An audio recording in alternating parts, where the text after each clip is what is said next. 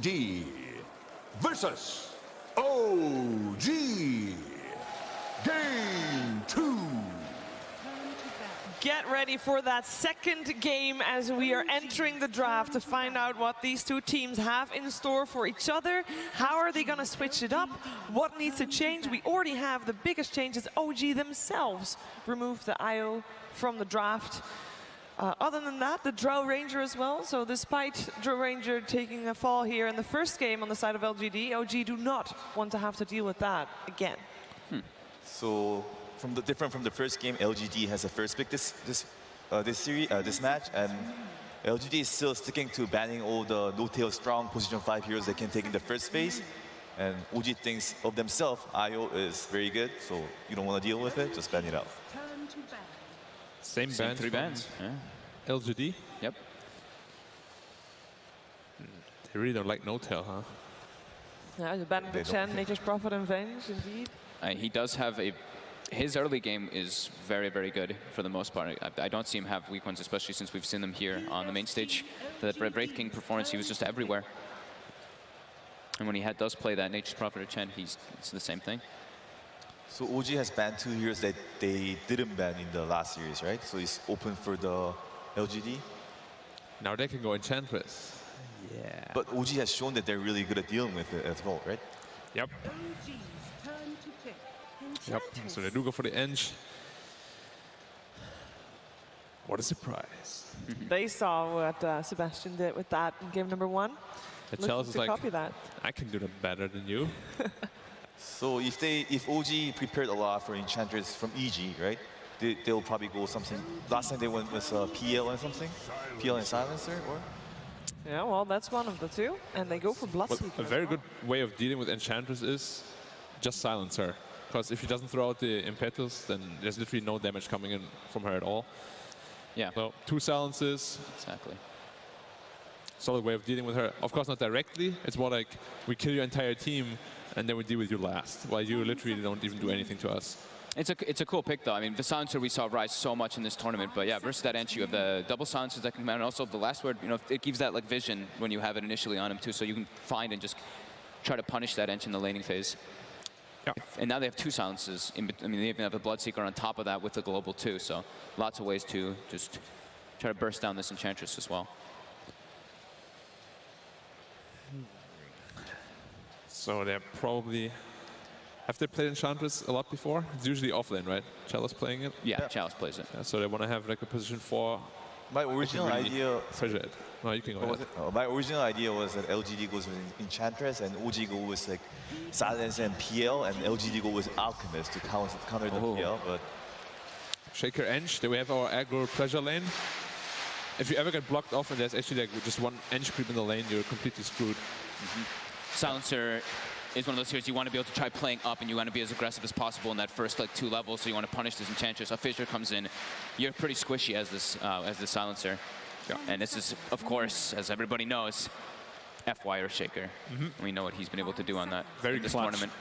Also sets up for a lot of strong Harris heroes in mid lane, like a Lina Shaker. It can definitely take on the Bloodseeker. Can even kill him, pressure him out of the lane. I like the Pugna ban against the Enchantress, where Sacrifice removes a lot of her damage potential.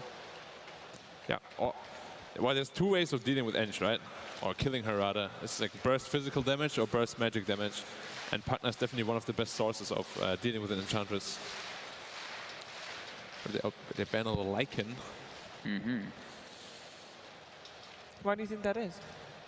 Well, they lack pushing power right now, and both Silencer and Bloodseeker. Actually, I consider Bloodseeker as one of like a hard counter to Lycan. Yeah, me too. So I'm not entirely sure why they banned it. Of course, Silencer doesn't feel too comfortable playing against it, but if you ever get ruptured, you literally don't do anything. Like your shapeshift is over, and you're just like worse than a normal hero.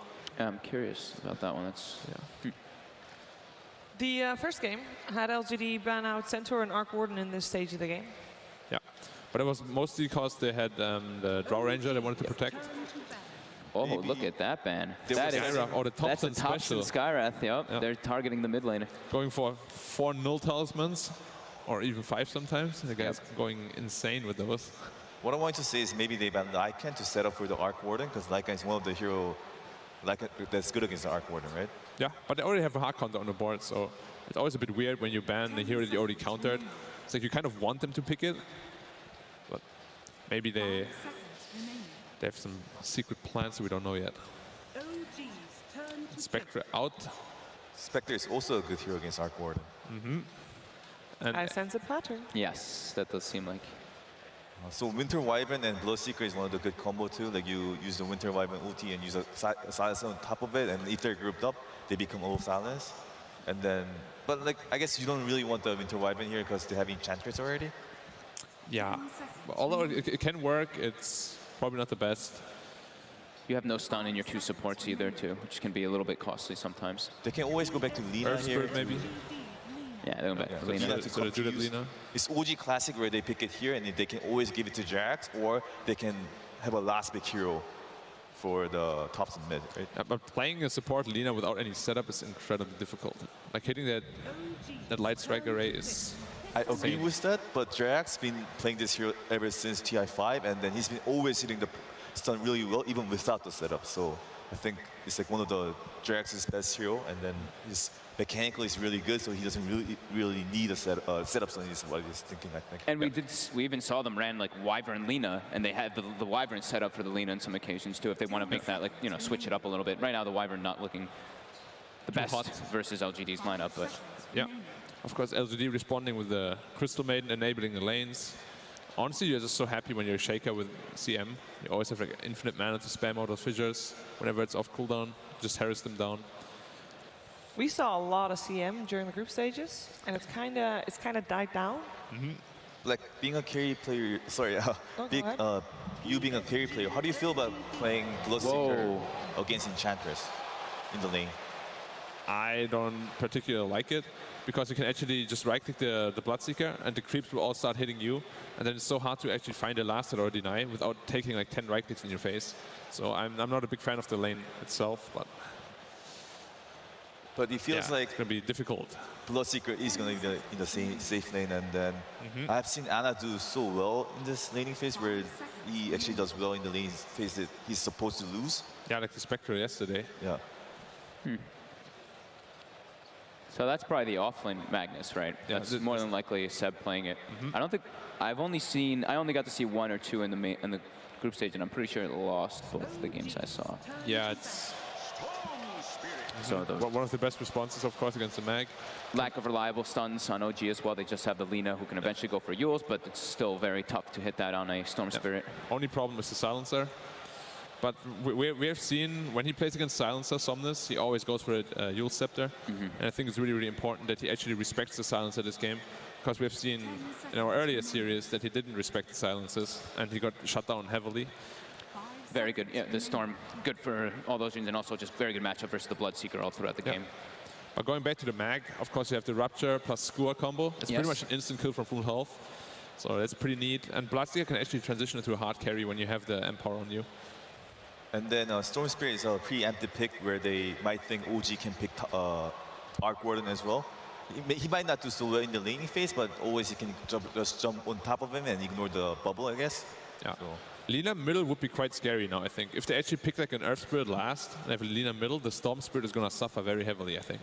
PSG LGD. But the way you want to play the Magnus, you don't really want to sack him, right? And then I have seen this combo where Lina and Magnus is pretty good combo, and then the dual lanes that I see, Bloodseeker and Silence, is most likely going to go to safe lane, and Lina and Magnus going in the off lane. Yeah, it's mostly what's going to happen. Classic OG lineup. Could they be looking at Ember here for OG? 10 seconds remaining. Possible? That gives them setup, and that gives them disables in the fights, and it gives them another form of initiation to let the Magnus get the spells off, right? I see the Ursa ban. That's why I'm thinking about it. But Ana plays both, right? Ember as well as Bloodseeker. Yeah, that's what I want to say. I agree with you, but is that really a Thompson hero? Thompson, what if he goes Bloodseeker? Monkey King. They're thinking the Monkey King, so that's the other Thompson hero. Yeah, I that's a Thompson hero. Yeah. I was just trying to think, because that would give them setup, right? And then I have seen him win against Sumail in the mid laning phase with the Monkey King against Sumail's Storm Spirit as Storm well, right? Spirit. Yeah. It's really hard to play Storm against Monkey because you're always in the range of the right clicks. Then you get your Jingu stacks up, and then you can actually die very, very easily. 5 seconds LGD is looking for an army hero right now. What's good? Like something like a Terror Blade could be good for him. I feel like even though OG thought about giving Jerax and Lina, like because there's not that many heroes left for the Thompson. There's only like Zeus, which is bad against Storm Spirit, and or Tiny. They might just go to Lina on the Thompson. The Invoker. I forgot about that. The Thompson Invoker. How did we forget about that? The special. I was thinking something that can benefit from the Magnus, but that's also a way to set spells up because he's going to go Quas Wex. Also good versus Clinks. You can dispel the Strafe with your Tornado. Or deafening blast him. Or you deafening blast him in a lot of cases too. Yep. At least we got some fun. We indeed will have some fun watching this match. Who better to talk about this draft than the coach of OG? It is Passerelle with Casey. And I see you brought your files again. Yeah, we do our homework every day. Very healthy. How do you feel about the way this draft went compared to the one in game one? Well, the feeling is the same as in first one. We are very proud of our draft, and we think we are confident in it. And I also have a story for you. We were in the practice room, and Anna was talking with Johan. Says, "Do you think this year is Chinese year?" And he was like, "No, don't think like that. No, don't think like that." And he was like, "Why?" And he said, "No, don't think like that." And I was like, "Come on, man. Anna is a little bit Chinese," and everybody started laughing. So the morale is really, really up for our team. You are always the best at these interviews. I absolutely love it. Don't make me blush. Well, it's what I do. Can I give a shout out to friends? Sure. Give a shout out to all your friends. So one goes for Gabriel Firte because he helped me with some of the sheets back home in Romania. Thanks, man. And the other one is for Geroge BTI, well-known Romanian player for Dota 2. So that's it. Were any of them behind the Magnus pick? No, our Magnus pick was like something that Seb developed in time. So it's like a process. Best of luck to you. Thanks. Toby and Cinder. This crowd is getting behind LGD to see if we can push a third game, but hey, you know what? China can win through Anna, but so can Australia as well. Also in the mix. Hi, Sin. Hi. Let's get to You're the so game. happy with that, aren't you? Yeah. Australian reached the finals last time around. Maybe this time we can actually have a victor. Oh, that's true. That is true. Yep, but OG, they're already moving forward. Four-man smoke up. They're in comfort zone. Seb on his Magnus. You've got Thompson, who's been playing brilliantly on his Invoker. You wouldn't think this is the first time for him being on a TI stage. Oh, you really will. Oh, They found a target. Arme, you can taunt all you want when you get back to safety around your tier 1 tower. So I think you have a really good point. Like when you just look at OG's heroes, it's just comfort heroes all across the board. They're playing some of their best heroes on every single player. When you look at the draft, it might look a little bit confusing. Like you have one hero only that benefits from Empower truly in the Bloodseeker. It's kind of nice for Quas Wex Invoker though to get that extra bit of damage up in the mid game, but they have a lot of team fight. It's something OG have been very, very good at using. And obviously with the global silence, if they land a good RP, they can protect it very easily. So Anna enchanted up, trying to get in line for a fissure. The block is there, and no path out. Anna's in real trouble. Munches on a tree and stands his ground to die. The honorable death. LGD will be very happy to take the kill. what voice? Magnus has that voice line? I didn't even know. That's hilarious. Magnus got that item. I think that's the other reason why Seb picks it. The huge... it's not even a proper mace. Courier Snipe is about to be attempted, but looks like Notel's giving up the ghost a little earlier.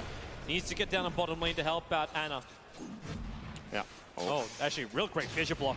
Notel's in a little bit of trouble. FY, they're forcing him into the tree line. They've already used their enchant, but Notel so low on life. He moves up through the trees again. FY, still no fissure available, but that damage, they just get through the old-fashioned way. That is Beat a him to really, death with your fists. really big kill, just because he TP'd down there. So Notel has to walk all the way from base to bottom without boots. And this is just more time to do exactly this again. Another fissure block him up. If Afersta succeeds, try again. Anna will be able to wrap around the tree line and get back out to safety. This top lane is also just a never-ending lane of harassment. You've got the long-range nukes. But it's also this Crystal Maiden. I was kind of interested to see when the Crystal Maiden got picked up. It feels like a really bad game to be a CM. There's too many people that can kill you. It's bad for freezing field. I think this hero is difficult to use the ulti on when you're playing against Silencer, but their lanes benefit so much from the aura. It's exceptionally good for the Shaker, it's great for the Storm, and it's also nice for Enchantress because actually Chalice can now keep sustaining those heals, pretty much casting them off cooldown. And that means they can play that extra bit aggressive on bottom. Well, FY's looking for it. He's got his Fissure back off cooldown again. Here's your Fissure stun onto Notel with a negative armor. They can get through the Silencer, finding the kill. Ana does do a decent amount of damage back with the Blood Right, but doesn't really have much more to give. He just stands here. The Blood Rage gives a little bit of extra life back. Top lane, Seb really trying to get on top of X Nova, but Ame, both cores battling the supports, trying to get him out of the lane. So LGD, they do have a couple kills bottom, but Bloodseeker still with the CS advantage with 10 to the 4 of Enchantress. Still funny to think about how March pointed out how well the Enchantress did in the last game, that's the biggest win they've seen in the lane. And now it goes to the second game and there's 3 kills on this lane in 2 minutes. Seems to be a, you know, strong hero in the right circumstances. Yeah, Fissure again. Yeah, another great block over on Ana. FY is bringing in the damage. You have the Blood Right as LGD try and dodge it for the moment, and chance off cooldown in 2 seconds time. And Ana will be so slowed up, there will be no way for him to survive. And FY can close the distance and slamming one more attack. Oh no, Ana! Fairy Fire and Stick Charge is available. FY will have to go into the tree lines. Ana's still licking his wounds. He needs some CS under Blood Rage to get that life back again. Speaking of CS, all 3 top CS are currently on OG side. Oh, they cut the stun on Ame. That's a huge hit. Who needs setup for Lina? Who needs even RP? Like they don't need drag back, don't need push up. Jarek has the move speed advantage when he has the Fiery Soul stacks running, and that's exactly what he did. So he just ran up and caught Ame off guard. Hadn't skilled the Skeleton Walk, still hasn't. So if he does get caught, it can get dangerous, and they're just spam harassing him when with the Shockwave and the Dragon Slave whenever it's available. Crystal Maiden's doing the long walk. One by one, these supports have to do the hard walk. Man, they're getting so out-farmed in their side lanes. It's strange to see LGD getting this crushed on just raw CS. Fissure from FY trying to look for the right line. Thompson had no information about this. He's just going for the 4-minute room, which is of course an invis. He doesn't want that, so deny it. And they'll be backing off. FY sees there's no rune on bottom. And Somnus will be left with an empty bottle. And that's why they come back. Quas, really good regeneration, 19.2. They need to get the Fissure block off. That's what FY is going to be there for. Thompson will have to run up the river, but is he really that intimidated? Somnus does not bring enough damage, and the TP support that was coming in from OG, yeah, it was... Notel thought he needed to be there, but he really didn't. Thompson is now zoning off Somnus. Loves this matchup. Storm cannot really play aggressive in the beginning, and Quaswex Invoker can play super aggressive with that regen advantage. Bottom lane. Looking for a fight. Ana, and they got so much damage into Chalice already. Ana needs to back off, however, with FY being in the neighborhood and the Stolen Centaur. The stun, the control, and the meat shields too much. Come in handy. Stupendous. And Somnus, well, this is one way to get back up again. Double bounty runes for him on the bottom. Bottle charge is more important as well with the money. It's a big XP advantage mid though. Thompson is a level and a half ahead, minute 5. It's just those 14 denies. Oh. Chalice does it solo. Slows him up with the enchant, stuns up, and Notal will fall. Mid lane, you're going to go for the EMP Tornado. The Fissure from FY will create the space. It's a good thing for Somnus. He was able to get those bottle charges up. And X-Nova's feeling the pressure as well from Jirax. The Observer and Central Wood at least lets them know what's coming. And X-Nova into the trees, away from Jirax, who really wants to dive this. Currently visible to Thirst, and he will TP back to the Shrine and heal up so that Bloodseeker doesn't have that damage advantage on bottom. But they saw the TP there, so Jirax dives onto the tower looking for the Light Strike Array. Ame try and juke it for the moment. They just start with the Dragon Slave instead, while on bottom lane they go into the Shrine area. Ame, he'll be safe under the tower, so we can turn our attention down to the bottom lane where Ana running inside the tree lines. He's got nothing more to really give. Stunned up, hit hard. Stick Charge will give him a little bit more life, and no support TPing over. But Charles and FY, they're working hard for this. They actually still finally get the kill up on top lane, but Ana will die on bottom. LGD, 2 kills in the space of 10 seconds. And I do think Ana tried to TP out earlier in that skirmish bottom, so won't have one to get back to lane. If I did see that correctly, got stopped by the enchant totem of FY after the fissure. And now Ana has to do the long walk up toward the top lane. It seems like he is done with bottom. Team up with Notel and Jirax. They've come towards the top lane, cursing onto Arme. Trying to keep him low. Thompson's having the time of his life in middle lane, getting the cold snap charges into Somnus, not to mention the EMP tornado that allowed him to set up and just burn the bottle. And as he try and go again, there's no abilities available for Thompson, so Somnus with a haste rune, trying to make the most out of this. I don't think Seb will have a good time bottom either. He's going down as a level 4 Magnus against a level 6 Enchantress. This lane is horrible. Every time he tries to CS with anything else than Shockwave, he's going to take 2 Impetus. So. TP's top, FY is coming in. They're looking over towards Jirax, but X-Nova cursed up for the moment. Arme is just battling up with Notel, trying to do it solo. X-Nova has to make a break for the tree line. That curse hurts so hard, but not as bad as Arme's searing arrows. X-Nova cannot get enough for control onto Ana, so Jirax in the trees. Arme can get a double. It's both the supports of OG, Somnus. but Somnus in middle lane. Thompson, one more attack will do it, combining with the cold snap. Fight me indeed. Finds the kill. Ana's the one who's really trying to fight. The blood rights out. Arme silenced up for the moment. No searing arrows. He doesn't have that bonus damage, but he does not require it. A triple kill for Arme in this safe lane. And he's going to be able to walk over and Death Pact a Wild Wing here, or he might be going deeper into the jungle to play safe. No, he's still going to If he does, Notel might be able to get him. He's fine. You got Curse as well as... Okay, yeah, he's... Welcome to extra life to survive everything. He got 400 health out of it. So. Yep. He still wants to try and fight up against Notel for the creeps. Arcane Thompson. Rune, long jump, EMP Tornado. It's on the money. Arcane Rune was bottled up from Storm Spirit, but he won't be able to survive. Not when the extra support is there from Jirax to land the stun. Heads up play from Thompson this game. He is doing an awesome job at destroying this lane. Ana's going to kill Arme. Cursed up on the run. It doesn't take much when he's that low. FY looking for the stun, needs the control, misses it, doesn't have vision. That's why he needed to connect. It was 2 seconds still on cooldown while mid lane. It's a bad day to be a Crystal Maiden. Thompson was right on top of him. Tornado out, she'll die from the fall. She can only hover, not fly. Thompson is 3 levels ahead of Somnus. I know this is an Invoker favorite matchup when you play like Quas Wex like this, but this is really spectacular. Just playing so aggressively in that mid lane, taking advantage of Somnus's weak hero until level 6, and even at the 6 level mark when he gets that top rune, he even gets a kill there. Ana's actually kind of trapped in on this top lane. FY thought he could keep the control up. Arme wasn't really ready to attack. He doesn't have the Death Pact creep inside of him. But Notel will burn every bit of mana he's got. There's no shrine for them to recoup with. And Charles is finally coming into the mid lane. They're trying LGD to change the equilibrium. You've already taken the bottom tier 1 tower. Now Charles, probably the only hero strong enough to stand up against the Invoker. If they want to jungle their Storm a bit, Somnus has had enough of mid. And there's still the ganking threat. So if Storm is off the map, you can't play completely safely in the mid lane all the time. So at some points you're going to need to take risks. And if the Storm is able to connect together with a fissure, there could be a big kill for them. Global Silence is still a decent ways away for Notel. He doesn't have the gold for the Tome of Knowledge. Great scan from LGD before. They already saw this coming. Denied the bounty rune. Somnus, he wanted those charges. He's got the 1 charges available, at least Chalice. Okay, he'll connect. Killing off Jirax. Doing that long range. Impetus damage out. They also managed to de-wall the Observer in mid lane because of that scan connecting onto Jirax on his rotation. And Somnus comes for the Illusion Rune top river.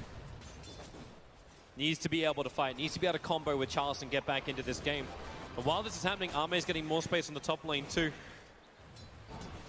Finally puts a point into Skeleton Walk, so could tell us that he is interested in making a move sometime soon, crossing into perhaps the mid lane. Yep, but they'll try and beat down this top tier 1 tower first. Fortification, but Charles is bringing an extra catapult. That's why they feel confident to do this. No searing arrows flying in. Jirax just puts a sentry ward in case there's information on the hillside, which there is not. Come on, sprites. Chalice will just keep tanking this with level 2 Nature's Attendant. Still gets hit by the blood right. Didn't want to back off too fast. He keeps both himself as well as Ame up, and yeah, this tower is dead. No potential denied. Jirax able to hit the Light Strike array onto FY, saw coming down through the trees. But the trade-off, Thompson can still pressure this mid-tier 1 tower. You're getting space in the bottom lane to farm up too. Seb's already got the Blink Dagger available, so Blink RP is not available yet because Seb never even leveled it. Chalice. Dust it. Meteor Hammer. You'll come down. Meteor Hammer. It's real early and real good. This is one of Thompson's secondary builds on the Crosswex Invoker. Sometimes you will see him go for this Meteor Hammer. Obviously, great synergy with Tornado. The lift time sets up for that follow-up stun. Is a way of killing the Storm Spirit. Now they're coming towards the mid lane. The tier 1 tower is under siege. And FY is having to do the slow walk in. As Somnus trying to find the only safe place he feels to farm, which is down the bottom lane. Tower's gone. Meteor Hammer. Yeah, tower ticks out. FY can't deny it. Not in time, at least.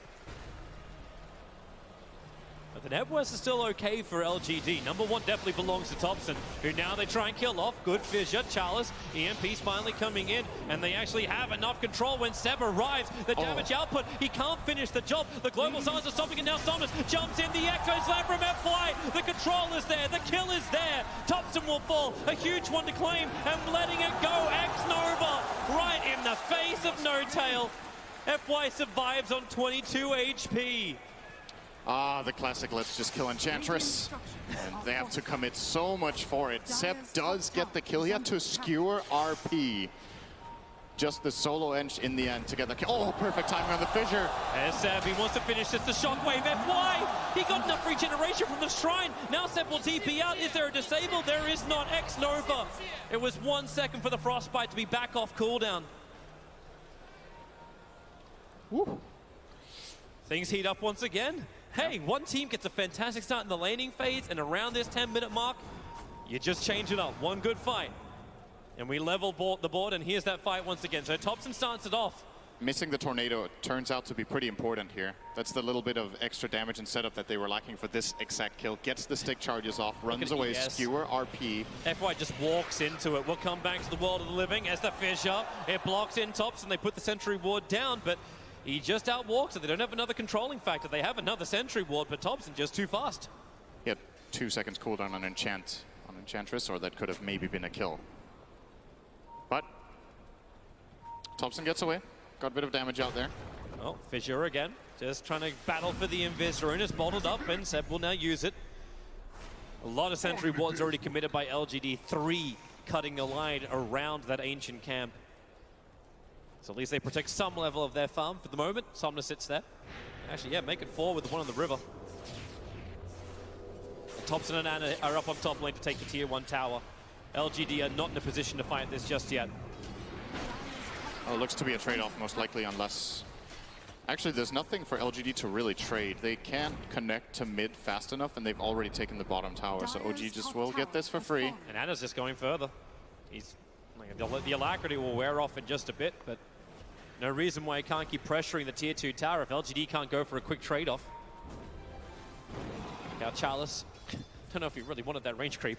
He attacked it, then he stole it, then left it underneath the tower.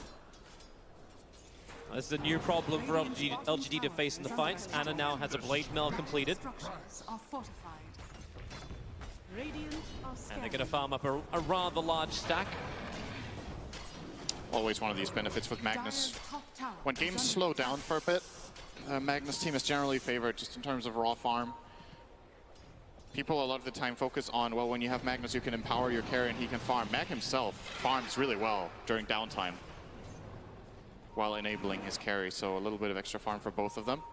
This will be a great time for LGD to fight. There's a smoke on the Crystal Maiden, but it's FY having the Blink Dagger that's fresh up. 15 minutes in. They need a good fight, and Thompson, well, the pullback is there, and look at him focus down. Turn on the strafe. Blink and you'll miss it. Little bit too cute on that one. Mid lane, rupture, and they skewer, trying to drag Chalice back in again. The sprites can't heal through this, but the blink, Echo Slam, FY only hits one target. The fissure will connect over on 2, and Thompson, he's tipping him. Yeah, thanks for the stun, man. I'll take your life in return if you can go up the hill. FY was waiting for it. Name's arrived. The searing arrow damage. At least there's a controlling factor. It's Seb with his RP in the trees, but Do that for a kill on X-Nova and FY. He'll get something better. Jirax, the rock wall, comes out of the tree line to take the Lena's life. I think OG felt confident trying to fight there with Storm having low mana, but they just don't connect a meaningful RP. They got the Crystal Maiden only in that one, and it's a kill, but it's not the cores that you generally want to catch, so Klinks has more or less of a free fight here, and this will be a Desolator completed and 1 CS down here in the bottom lane. Ame should be flying that out now. We're starting to... Thompson. Oh, is he? Yeah, so it'll be a free kill. He's been stalking FY. Like, I think he's got a full dossier on FY and how he moves in a jungle. But with Ame in the neighborhood, he may be a little bit more cautious about this. The cold feet's on FY, so here we go with the Meteor Hammer. It'll connect on his target. Now Ame turns around, beating it to Thompson with the EMP burn. FY still, no, doesn't have enough life to survive. Nice kill from Thompson. Well, again, another one. Chalice, how many times can be ruptured up with Aegis attendance? It's got 11-1 charges to give him the life. Not to mention the Hood of Defiance, a little bit of extra save. And Ame has to wait off this Blade Mail of Ana. He cannot attack into it, but now he goes off. The Global Silence. No more steering arrows for you with the hold. They're going to get the kill. All in a day's work indeed for OG. And what a day's work. LGD were not in position with heroes to help there. Only the Klinks backing up the Enchantress. There was no Maiden, there was no Storm. Speaking of Storm, he will grab a solo kill here. Somnus finds No-Tail in the river. No-Tail's worth 312 gold. That's just the position LGD are in. Solo kills still give a decent amount of gold. Yep. He's 0 for 7 on that silencer. Bottom lane, send him up and towards the air, and then Cold Snap combining with the Spirit Vessel. It hurts FY pretty bad as he got it. No, doesn't have a fissure. So TP away to safety will happen, and Thompson's not done. He's just hunting. The Quas Wex Invoker. He's the real bounty hunter. And he has the Spirit Vessel, which is an amazing item against the Enchantress, so I don't think he can solo kill the Ench, but it's pretty close. He needs just a little bit of help, like 1 or 2 spells from Lina, or maybe the help of a Shockwave. They're headed top lane. Ana and Seb are pushing in the top lane. Thompson's just waiting for things. Good Observer Ward from OG. X-Nova's on the edge of it with Somnus. Just watching that smoke of deceit that's on X-Nova. They need to check. I think Thompson's going to try it. They're already flagging it. He is trying. Let's see if he has enough. Bottom lane. So, Spirit Vessel, EMP burn. Chalice to get the ulti off because the heal off. That's not even close. Yeah. And FY and X-Nova, they smoked on top of the Observer Ward. OG instantly moved back into relative safety. This is not what Ame wanted. He's got the Desolator. He wants to find a kill and then just slip into Roshan. But OG are not going to give him the opportunity. Perfect Observer Ward down from Jirax. Sees Ame taking the stack. Yeah, they might try to jump him now that Strafe is on cooldown. Jirax is looking for it. It's on the target. Laguna Blade will connect. Ame will go invis. Detection. The Yule Scepter. They throw down the Sentry Ward. X-Nova wants to help. He just gets caught inside the Tornado. Chalice throwing out the Impetus, but it won't matter when Thompson brings down the Meteorite. It's Armageddon, and next Earthshaker. Seb hits the RP, skewering back the Enchantress. Comes close towards the Earthshaker. They get another Light Strike Array. They just combo one after the other. OG. LGD with the ones that wanted the fight to take Roshan. But the shoe is on the other foot. And OG are shoving it firmly up Roshan. Finding that initial opening on the Klinks is what decided that entire fight. LGD, they are getting jumped so often by this just really amazing ward from Jirax in that situation, but Thompson seems to always be in the right place at the right time for the follow-up. Really nice Tornado, Meteor Hammer combination. Don't try this at home, but it's really good if you know what you're doing. It's got to come with a warning. You can't play like OG. Let's see it again. Just for the joys. This is where it all started, the initiation onto the Klinks. Sentry down, and then Thompson. X-Nova just walks straight into it. Yeah, he wanted to try and help against the Lina, but ends up just getting caught together with him. Very nicely positioned by Thompson. And the patience, too. He's really just waiting. Again, RP, this time it gets a core. RP skewer on the Rupture. Excellent synergy between those two heroes, and OG claimed 4 in the Aegis. You know, an Invoker's having fun. Like, I'm microing orbs, and I can also micro my voice lines at the same time. Yep. Thompson's good. Oh. Well, they haven't been tested totally yet, but a 17-17. OG have the advantage. 3K is the gold, and it's actually approaching 4K pretty soon. As PSG LGD They need a fight. They need something to go their way. RP is down for another 20 seconds. So that's a small window. Yep. And that's why they're forcing the tier 2 tower on bottom lane. Ana is really strong, however. He has the Blade Mail and Radiance and Empower. This Bloodseeker is really in a carry position right now. The scan is going to ping. LGD know they're coming. Trigger off the dust. It's all too far away. They thought OG were just running at it, so Chalice ruptured up again inside the Blood Right. FY is waiting for the perfect Echo Slam, but he doesn't see the rest of OG. Thompson, perfect fissure, and the Echo Slam. That's what LGD needed. Pull him back in, break the Aegis Immortal. Exo letting it go, but Seb, he goes one step better. RPing them in. Crystal Maiden. Positive is negative. She wasn't ready for the reverse polarity. Charles is on the run back out. Same with Arme. This is not the fight they want anymore. But it's the two supports that go down for LGD. That could have been a lot worse, and they still got the kill on Thompson. I think LGD actually pretty happy with this. They got rid of the Aegis, and the big cooldowns are now not available once again. And now they find Jirax. Searing arrows come thick and fast. Defensive Yorceptor will actually dodge a Charles in the middle of the fight, and now they have enough. But Somnus, Mana's not good, but Ana, he's having real issues getting in closer. Locked in with the pull. LGD put 4 of OG in the grave without their buybacks up. It's tricky for OG to take these fights when Thompson is dead and they don't have their 2 big cooldowns. No RP, no global silence, and still Jirax stuck around. And they try to help him. They basically give another 2 extra kills over to LGD that they weren't even expecting, so they'll take that. This is exactly what LGD needed. Somnus is getting really big now, Toby. He just got a Bloodstone with his Kaya. This is the true carry build on Storm if you're aiming to really snowball. It is a high-risk, high-reward build. Generally, we see players go for the Orchid. Yeah. But he can become a true position 1 on Storm this game. Here we watch the fight again. Charles initiated on, tanks through a large amount, but FY waiting. The 3-man fissure and the double Echo Slam. LGD know they need to just put that combination of Thompson away. He has to stand where he is with a Meteor Hammer. It was actually integral to the outcome of that fight that the fissure clipped the Shaker, or the Magnus. Seb couldn't get the counter blink RP off that he was looking for, just got caught on the end of the fissure. So FY, really big play from him. I don't even think he saw that he hit it. I believe OG were under the cover of smoke at the time on the Magnus, but... They can watch the Twitch clip later on. Or Steam clip, or whatever clip you use. You can watch the replay. Yeah, replay's good. At LGD. So now, with a little bit of momentum, they swing the graphs back their way. It was about a 4,000 net worth swing and about 5,000 on the experience. They get ahead. But now OG also have the combination up. The RP is ready to roll. LGD are grouping up on the top, but they're not ready to fight just yet. Arme still inside the trees. He's trying to finish up his BKB before the fight begins. It almost feels like OG are dangling Seb on the front line saying, hey, would you like to go for our initiator? Did you just say dangle? I did say dangle. Is this a bad word for you? I think it's a BSJ term. That's fine. It's not going to be a thing. BSJ is infectious. It is not going to be a thing. BSJ, if you're listening, it's not a thing. It's a thing. We'll make it a thing. Crimson Guard is done over on Seb, so protection is starting to arrive for OG. They've got the team fight, now they need the sustain inside the team fight. Same with the Radiance and the Blade Mail of Bloodseeker. It does cause problems for LGD in the engagement. Yep. And this is something Somnus needs to overcome. How many times have we seen a Bloodstone picked up during TI8 and then we check back 10 minutes later and there's 2 charges?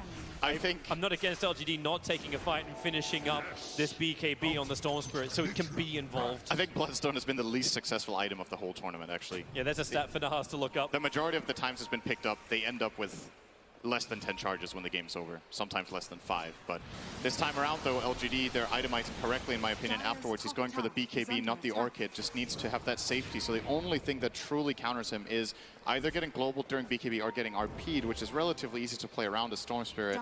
Yep. Klinks has the same idea, just completed his. 5-man smoke up. This time it won't be underneath an observer ward. In fact, OG's vision is very defensive. They have nothing over the river apart from the creep wave. They just have the observer and sentry, but it's a little bit too far away for the mid. Global silence comes out, but it will not matter. Seb is removed, Magnus is down, and that's that big team fight that OG require to hold back LGD, and they didn't have to break all the smokes. FY, as well as X-Nova, are still looking for more. Cooldown on global is so important. Storm feels like a god right now in the coming fight. Even has a haste rune. So I think OG won't give them the fight. They'll just try to defend. But look at that damage, though, from Oh, good Clinks. Laguna.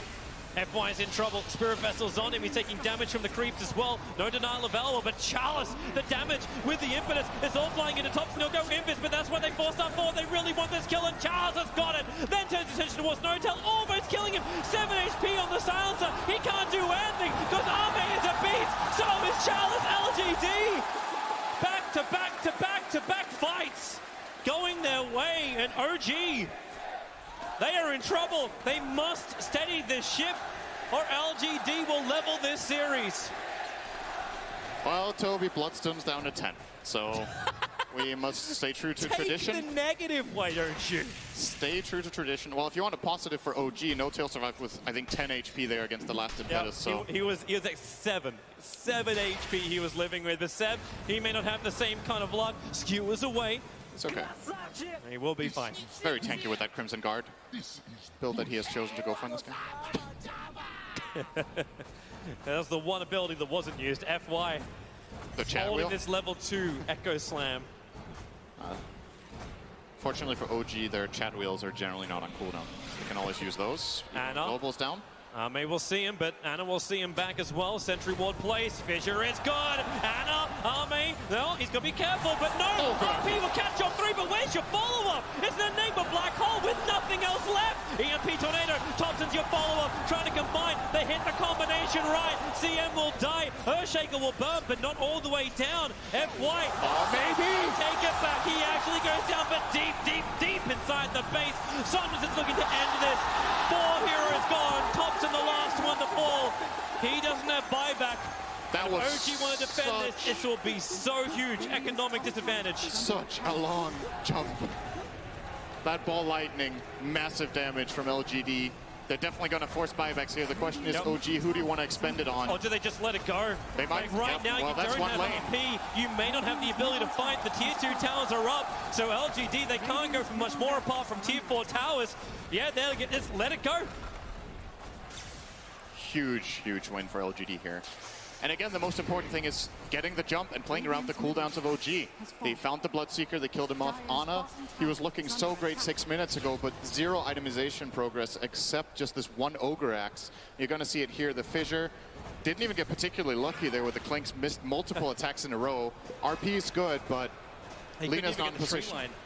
Lena's not in position. Invoker, yep, you get the combo out on the Maiden, that's great, but actually Shaker, he just barely lived. That was very close on him as well. He did die? Oh, he died to silencer.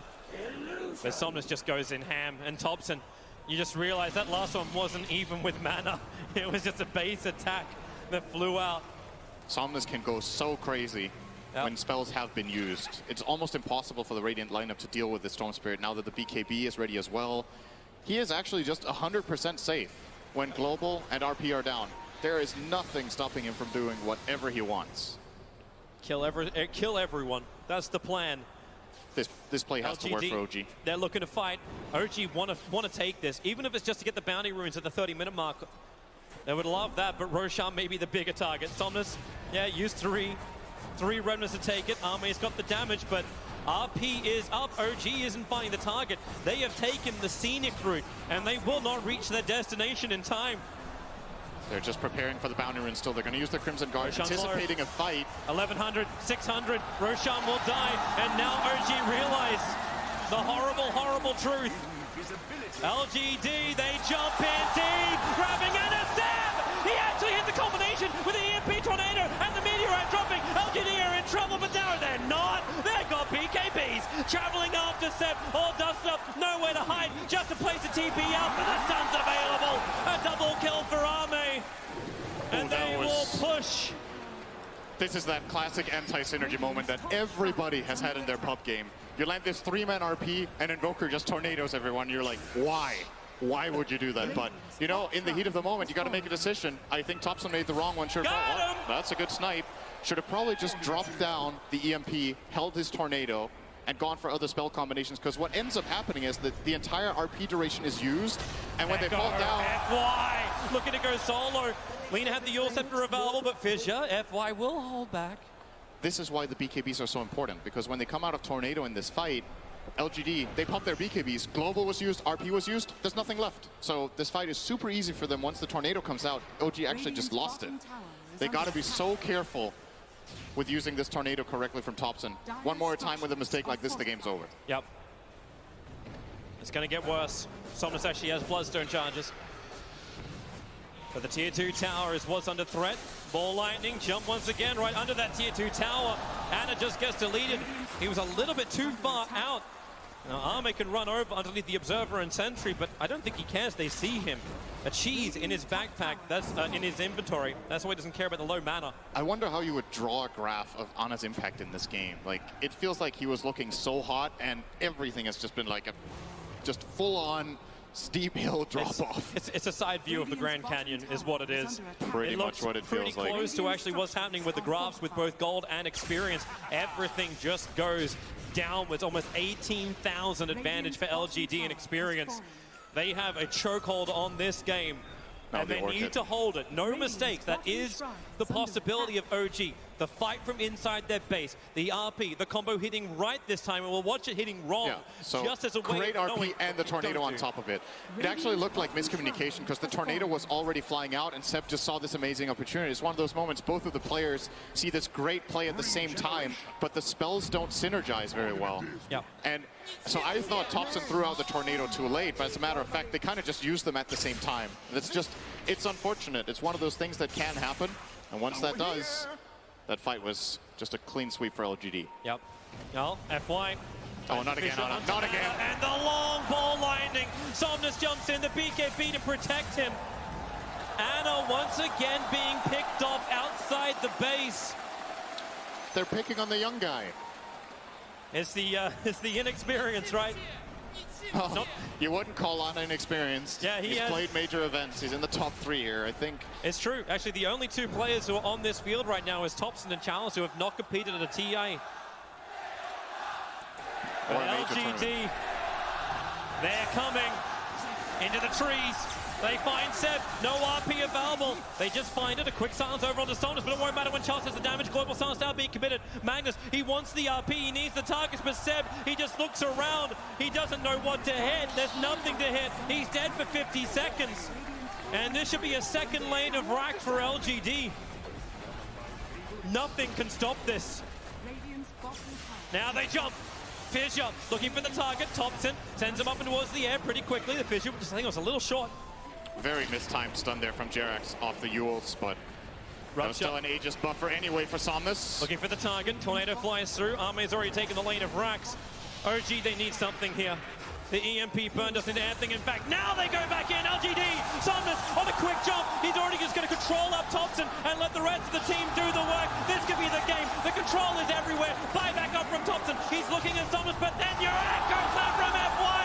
Hold, and kill. Thompson, he's up the racks. He's up the ring. Oh, that timing. Nice. Seb, RP, pull them back away from the Cataclysm, but into your home. Unwelcome visitors are repelled by OG, but they still lost their bottom lane of racks. Well, at least they cleaned up a lot of kills, but it's still 18,000 gold lead and 2 lanes of racks. Buybacks expended. Jerax and Thompson. Oh, Clinks. He found Thompson, no buyback. 100 seconds. LGD. They will have a 40-second window with all of their heroes alive, or they could choose to risk it by buying back Chalice right now and trying to end the game with a 5-on-4 play. Knowing that RP is on cooldown, I actually wouldn't blame them for going for that, but at the same time, could also just play it slow. No tell. He just came for the bounties. All he wanted was the money. And he'll end up going down. No reason to tip. You give him the kill. X-Nova wanted that kill for the Glimmer. That's his first kill. It took 35 minutes and he got his first kill. And they're going to find another one into the mid lane. Jirax has to Yule Scepter, but create a little bit of space, but back off for Somnus. He is coming forward, looking for another target onto Lena. FY will give the extra stun. Anna thinks he can turn around for this fight. The global silence is out, but Jirax cannot sustain. It's too late. Spells already went out here when No-Tail buys back for the global, so now global is down 2. And now this is even more of a power play for LGD because they have a 5-on-3 play with no global. Yep, no RP for 30 seconds. And they're coming in. And they still have a cheese too. open. Forgot about that. Yeah, Somnus is the man holding on to that. All lightnings to the top. Push the wave in. They've got a huge wave going through mid. And without Thompson, there's not enough control. Without the RP, there's not enough control. They don't even really have the damage either. X-Nova's looking for the opening. That's one quick frostbite onto No Tower would be nice, but doesn't matter when Arme, he's attacking everything. The split shot attack from Arme. This Rax doesn't stand a chance. Seb, he has RP available. It's now or never. He needs a quick jump, but they orchid him. They silence him up when Anna is the man initiating. He chased after across the main, probably the only hero he thought he could kill. While the drop down, Thompson, it's still not enough. Someone just bounces away. The EMP burn is there, but really, this game should be over. There's too many heroes down. Thompson can't escape. Seb! Oh, if he can only skewer! Pull him in! Pull him in! It will not happen! A triple kill for Chalice sends LGD into a deciding game against OG. They tried OG. They tried their hardest out, but LGD, time and time again, they got the combinations, they got the pickoff, and the damage on a level that OG could not match. And I said it multiple times during the game, but for me, really, the story of the game is playing around cooldowns. When you pick a lineup that has both global silence and RP, when those cooldowns are down, these two heroes are not that powerful in these team fights. So LGD, they're just playing fast. They're taking advantage of those abilities not being available. And well, we're going to go to game 3. Strong performance from LGD in this one. Yeah, cannot wait for it. All the best series have gone to 3, and this one will be in the same ballpark. It is 1-1. Thank you so much, Toby and Synderen. And